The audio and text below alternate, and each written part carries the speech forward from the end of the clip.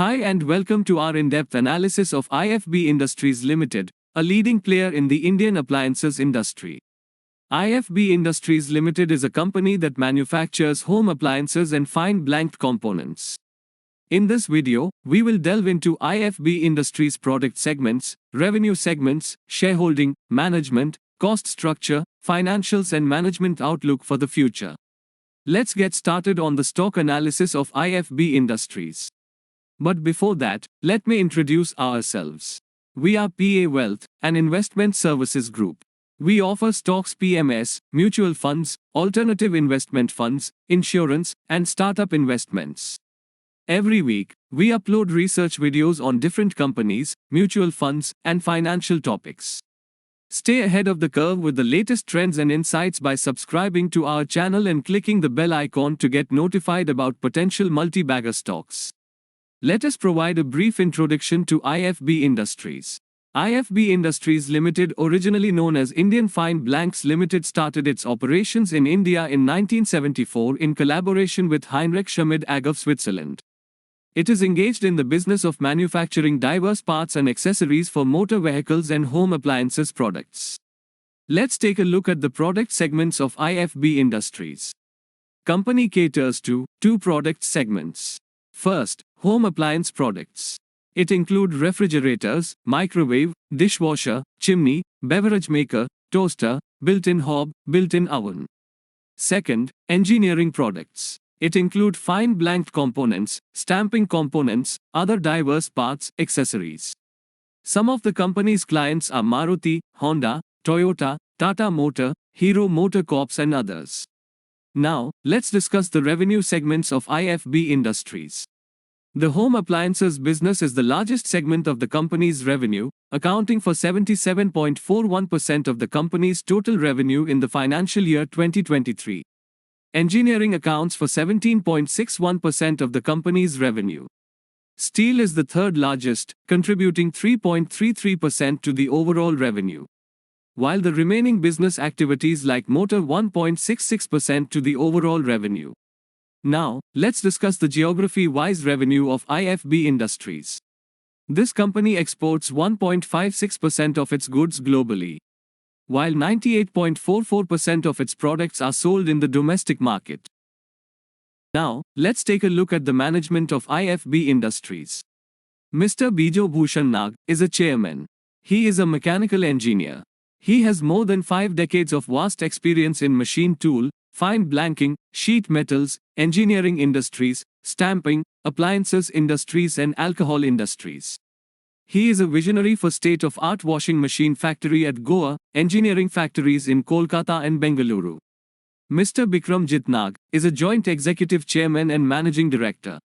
He is a BBA from Richmond College, UK. His area of core competency includes strategic business management, controls, planning, marketing, legal matters. Mr. Sudeep Banerjee is a non-executive director. He was graduated in economics, honors, from Sri Ram College of Commerce, New Delhi and obtained diploma in management from AIMA. He has rich exposure in functions like business development, operations, technology, HR, its services, and acquisitions. Mr. Prabir Chatterjee is a whole-time director and chief financial officer. He was graduated BSc and qualified cost accountant, and his core areas of competency includes management accounting, financial accounting, budgeting, control, financial analysis. Let's take a look at the shareholding of IFB Industries. The promoters are the largest shareholders of IFB Industries with a holding of 74.96%. Foreign institutional investors hold 0.70% of the shares. Mutual funds hold 3.51% of the shares. The public holds 20.76% of the shares. Other institutions include several investors, such as banks and insurance companies. They hold 0.07% of the shares. Let's take a look at the cost structure of IFB Industries.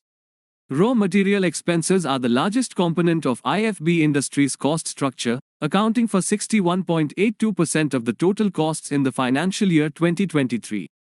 Employee cost accounts for 9.68% of total costs. Selling and administrative expenses account for 38.11% of total costs. Other manufacturing expenses account for 6.24% of total costs. Power and fuel costs account for 1.05% of total costs. Now, let's focus on the financials of IFB Industries.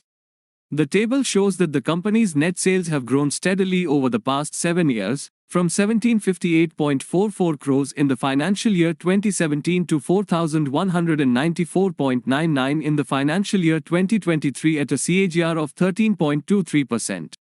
The company's profit after tax has also decreased, from 51.55 crores in the financial year 2017 to 14.94 crores in the financial year 2023. At last, the company's return on equity has decreased from 11% in the financial year 2017 to 2.2% in the financial year 2023. Let's now turn to the management commentaries to get a better understanding of the company's performance. The domestic automotive industry is expected to grow by a high single-digit level in 2023-24, which may allow the passenger vehicle segment to grow by 6 to 9%. Furthermore, CV sales expected to grow by 7 to 10%, two-wheelers by 6 to 9%, and tractors by 4 to 6% in FY24. In the washer-dryer refreshers category, it has already been placed in 1,700 counters, achieving an average monthly sales of 1,000 units.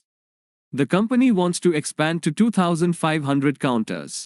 The company maintains its position as one of the 3 most dominant competitors in the microwave oven market. The kitchen appliances built-in segment has recorded a growth of 40% plus in last fiscal year. That's all for today. I hope you found this video helpful. If so, please give it a like and subscribe to our channel for more research-based financial content and click the bell icon for potential multi-bagger stocks. In the comments below, let us know what topics you'd like us to cover in future videos. Thanks for watching.